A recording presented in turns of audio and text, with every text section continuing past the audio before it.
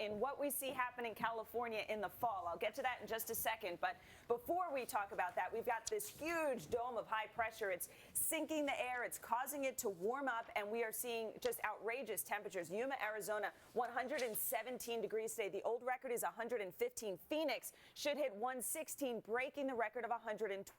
And watch what happens as we go into the next several days. We are looking for the heat to continue. Sacramento will stay well above 100 degrees as we go into Tuesday. Same for Las Vegas, above 110 for the most part. So will we see some relief from the drought out in California? It's all about to happen with El Nino. Normally what happens is you have warm water down near the equator in the Pacific Ocean. But what happens during an El Nino, the trade winds weaken, so the water isn't pushed to the west, and instead it lines up along the equator. It changes the entire pattern across the entire globe. One of those patterns is this increased jet stream. Now in California, that's good for storms, but it might not be cold enough for snow, and that's what helps California more than anything else, the snowstorms. We'll see how that plays out in the winter. We're also looking at the chance for Texas to see a much wetter winter, which means it could be a similar situation to what we saw in the spring for Texas, where you get those flooding rains.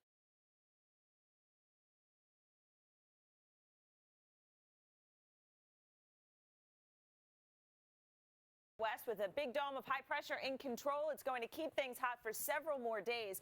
We have the chance of even breaking some records as the heat advisories and heat warnings are in effect. It's also pretty warm down across the southeast, and in the northeast it's starting to heat up with temperatures well above 90 degrees. This could be a heat wave. In the northeast, you need 3 days of highs at 90 degrees or higher. We should get at least 4, and humidity is high as well. Washington, D.C., it'll feel like it's up around 100 degrees, especially as we go into early next week. But it hasn't really been that hot of a summer in the northeast, so it's about time, I guess. We knew it was coming. In the southwest, some monsoonal moisture, slight risk of stronger storms in the northern plains. Also down through Florida, we have the chance of some stronger storms because of a stalled front, and that could bring some heavier rain, especially to parts of eastern Florida. Then tomorrow we have a chance of strong storms back through the eastern Rockies and into the western plains.